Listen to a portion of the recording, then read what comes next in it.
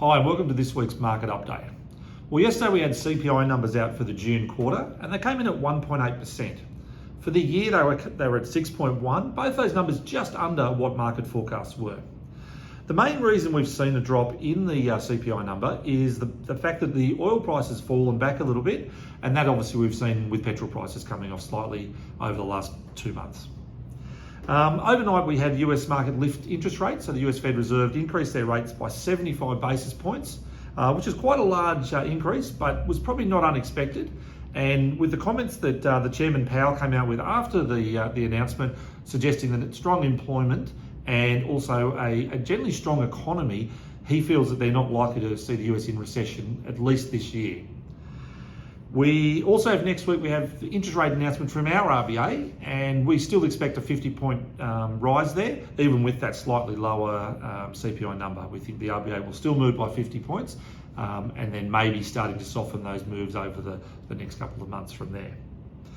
As we move into company reporting season, that was really started overnight when Rio Tinto reported its results after market last night.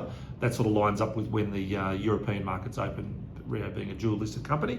The results were a bit of a miss. They showed profits had fallen back from last year, but the market was actually quite comfortable with that because Rio's share price has already fallen, reflecting this likely lower earnings. Next week, we've got REA Group reporting. They'll be reporting next Friday. And I'm quite interested in this result because not only will it show property listings and property sales numbers, as REA Group took over Mortgage Choice, one of the biggest mortgage brokers in our market last year, we should also get a feel of where the mortgage market is, which could reflect through to how banks are going with their loan books.